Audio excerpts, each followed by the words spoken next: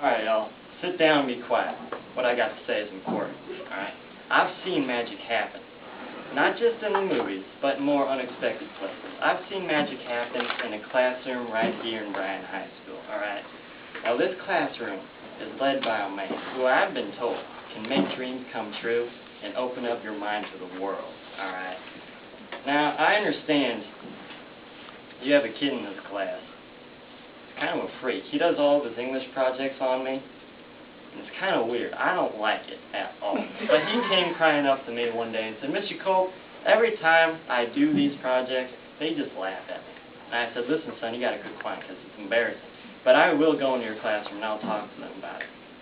He said, all right, you got to tell them that you're the greatest man in the universe. I said, whoa, that may be true. But I do not want to have to prove that. So I'll dumb it down a little bit. I'll just explain that I'm the greatest physics teacher ever. Now I've got 3 reasons. Alright, I even dumbed that down. I had like 50,000 or something like that. The first reason being, alright, I make class interesting. Reason number 2, I relate the topic to everyday activities. And reason number 3, I have the ability to answer any question due to my unmatched knowledge. Alright? And some people say this is because of sun-kissed. They see me drinking it all the time. Like, well, maybe, because I tried to die down a bit. I was down to 1 sun-kiss a day. But that kind of left me feeling sluggish or whatever, but I had to die down because a few months ago, I was drinking 5 or 6 sun-kiss, and it was out of control. I was going into class, waving my arms all over the place, and I was overloading the kids' knowledge so much that their heads exploded, which apparently is frowned upon. And I went back up to 2 recently just to keep my energy up. Okay, this is my second one today. So you guys don't mind. A little parched.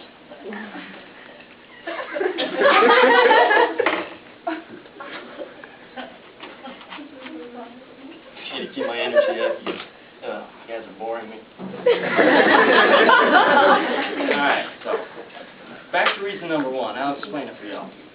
I gotta keep class interesting, you know, because this generation really bothers me.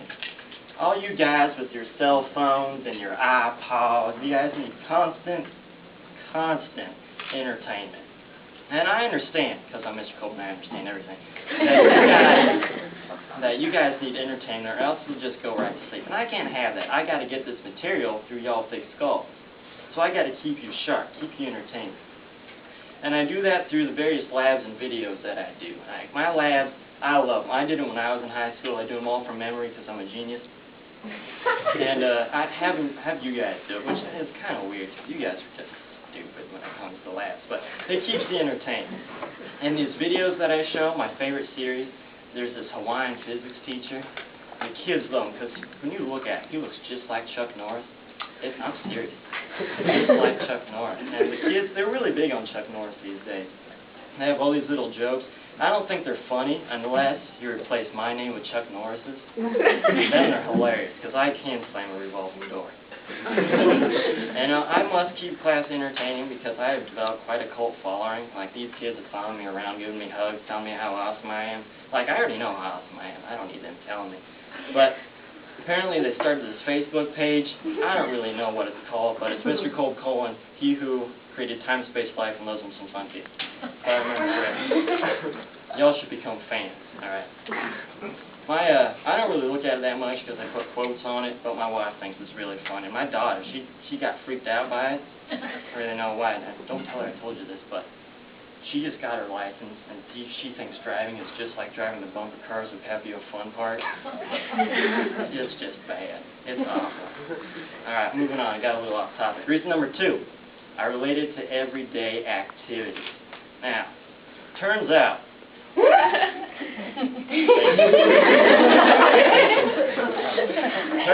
I took plenty of math classes in my day. I took a bunch, alright? And I didn't really care for them too much. Like, Mr. Kolb, you're a genius. You must love math classes. Like, no, because they're all too simple for me. I knew all the answers all the time. But the major reason why I didn't like them too much was because all the students in there, my peers, alright, whenever they came across a question they didn't know, they're like, hey, when are we going to use this in real life? And the teacher's like, I don't know because I'm not Mr. Kolb. Well, I didn't want to have to deal with that in my classroom. So I had to relate the subject to everyday activities. Now, I've been blessed with physics, because physics is pretty simple. All right. Just a couple days ago, in my honors physics class, we're going over the colors of light, right? So it's pretty hard not to relate that to everyday activities, because we see light every day. We see in color. You can see my golden shorts right now. All right, that's physics. But I still wouldn't be surprised if I have a kid coming up to me and say, Mr. Kolb, when are we going to use light in real life? But dealing with these kinds of people is just, it's part of being a teacher. I had this one student named Carrie. She was in my honors physics class and my AP chemistry. I swear she followed me around. Right? And we had, all right, without saying anything derogatory, we had different personalities. All right, I'm a quiet, laid-back, easygoing guy, as you can see. All right, I'm handsome. Carrie, she was the opposite. She's not quiet, laid-back, or easygoing. And, you know, opposites don't always attract, so I didn't really care too much for her. Which takes me to my next topic, answering questions. I do it all the time, okay? I'm the smartest person in the building. And I didn't put that title myself. They had a little meeting when I showed up here 20-some years ago to decide who was the smartest person in the building. I was right at the top. Of course. But, you know, I don't really like that title. It's tough. It's tough being the smartest person in the building. Because I come to school every day with the goal of doing the bare minimum. I don't like going above and beyond. It wastes energy. I got to save the world every day after school. I need my energy. That's why I drink Sun-Kist. It's delicious. But I'm getting tired of this, because I always have these people coming up to me, asking me questions like, Mr. Kolb, how'd you get to be so awesome? Mr. Kolb, who's your favorite little rascal? And I have to answer these questions, all right? I can't just let them go by, because ignorance is a curable disease, and I can't let it go by untreated. You want to get a good picture? I mean,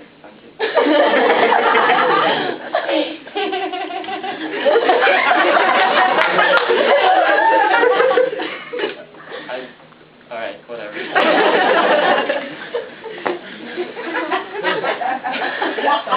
So I have to answer these questions all the time. And through my various years of experience, I've come into a lot of knowledge, right? I don't know if I'm the smartest man in the universe, but I haven't met anyone smarter than me.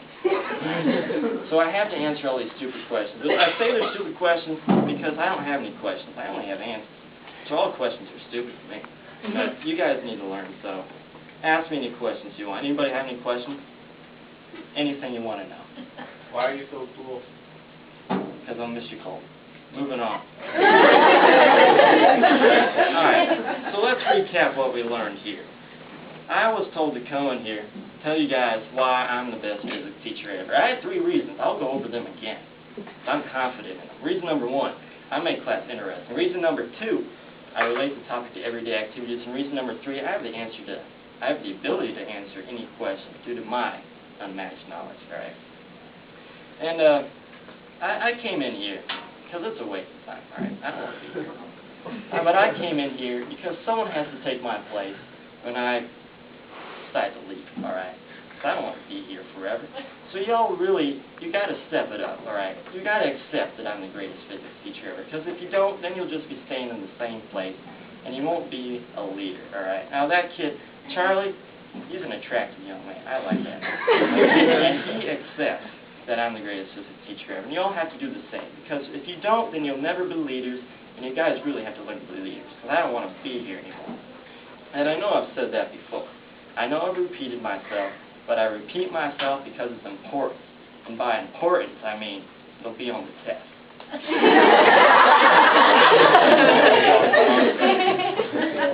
That's all I got for free time. I can keep talking if you guys want to pay me.